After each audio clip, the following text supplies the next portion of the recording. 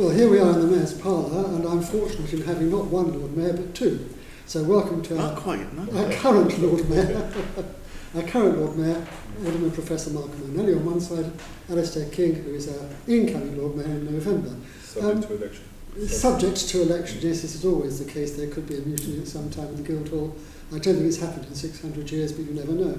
Michael, how do you feel your year has gone, bearing in mind that we're now in September?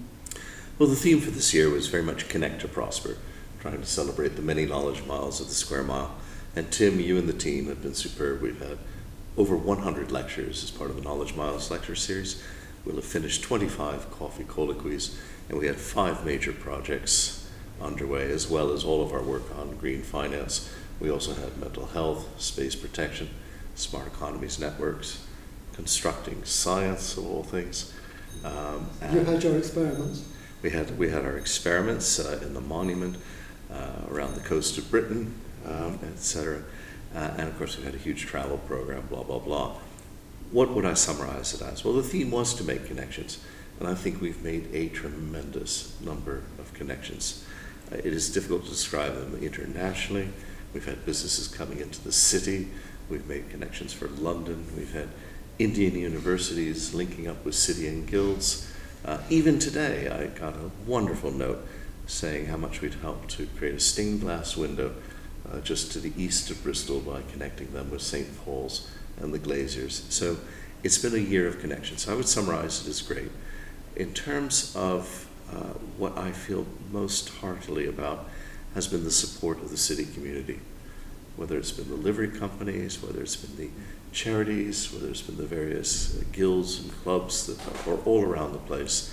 Everyone has really bound in and supported me, and I know that they'll be doing the same for Alastair. Yes, well, I think the important thing is that in the outside world, a lot of people don't realise the sheer complexity of the City of London, and the fact we've managed to draw in over 50 of the livery companies. I think we've managed almost every university in London, and we've also managed quite a lot of the learned societies like the Francis Crick Institute, even the European Space Agency.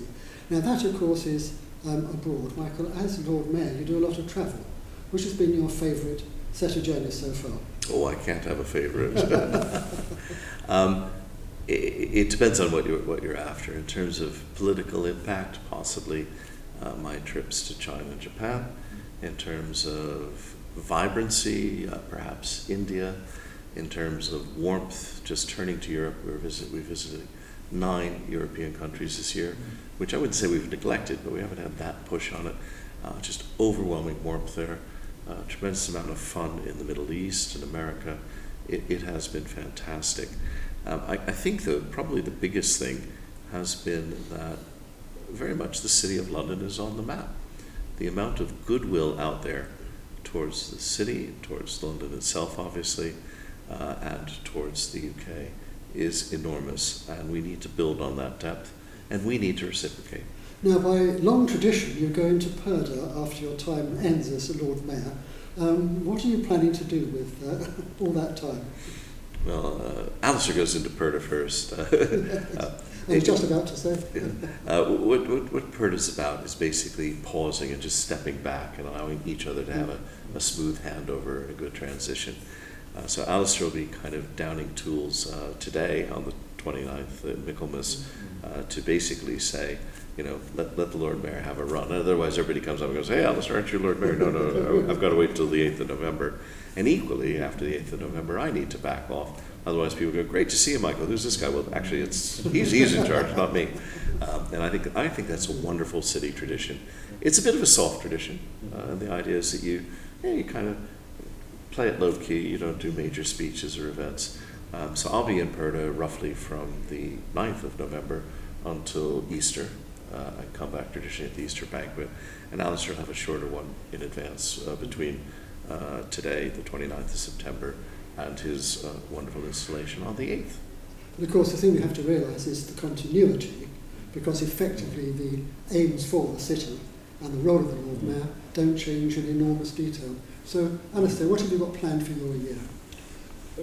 I think we hope to build on what Michael is doing, but I'm really focusing in relation to the city and growth. My strapline is going to be Growth Unleashed, and that is really trying two elements. One is to try and push for regulatory reform for the financial and professional services, plus also trying to get a mindset change, going around the city and its, the constituent parts of the city, saying really we need to get out to the new markets, those markets that are growing at 6, 7, 8% a year. They want the sorts of things that we have, and so therefore we need to dust off our passports again and go off to these far pavilions and get off and sell. So, do you have any particular targets abroad? Certainly, where the economies are growing, so Middle East, I think Far East, that type of thing. We see some really good some markets out there, and I'll be spending a lot of time in those markets trying to get contracts with British businesses. Everyone is talking about growth at the moment. What do you think the city can do for the economy in your time? I mean, I think it played well. The city is an incredible engine for growth.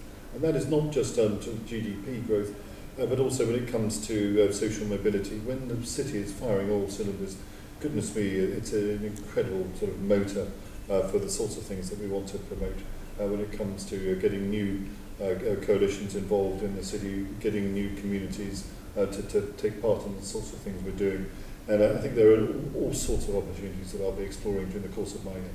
And of course, one great thing about the City of London is the Lord Mayor's show. Michael, I think we enjoyed yours enormously.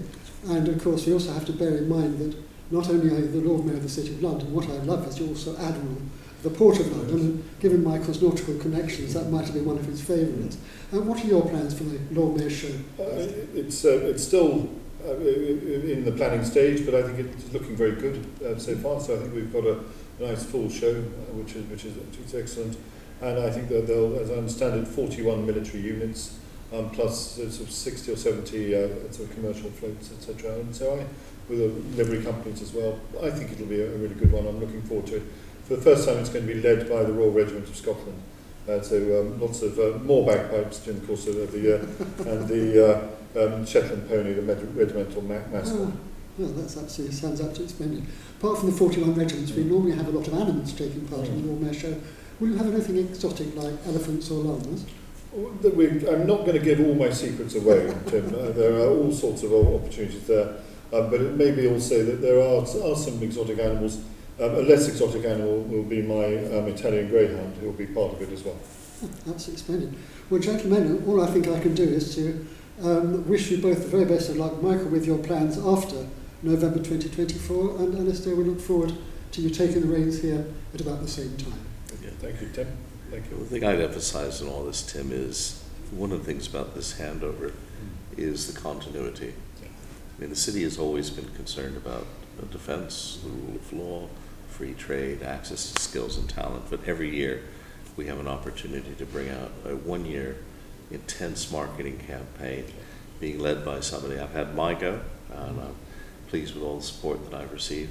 Alastair's going to bring new skills, new talent, new ideas to it. You've got an artist in residence, which I had never thought of. I thought I'd done well to get my whiskey and my pipe tune, and my bagpipe tune, and rang the bell at Lord's yesterday. I've had a load of good things, but it will all be fresh. And yet, it's continuity and change. And I think that makes our city very, very strong. And why, after 14 centuries almost, we remain the world's oldest continuous democratic workers and residents cooperative, very much the world's coffee house. Well, I have to say, as a liveryman of the Stationers' Company and an emeritus professor at City of St George's, University of London, of which, of course, you'll be rector, I can only say best of luck, and I'm looking forward to every minute of it. Gentlemen, thank you very much indeed. Thank you. Thank you.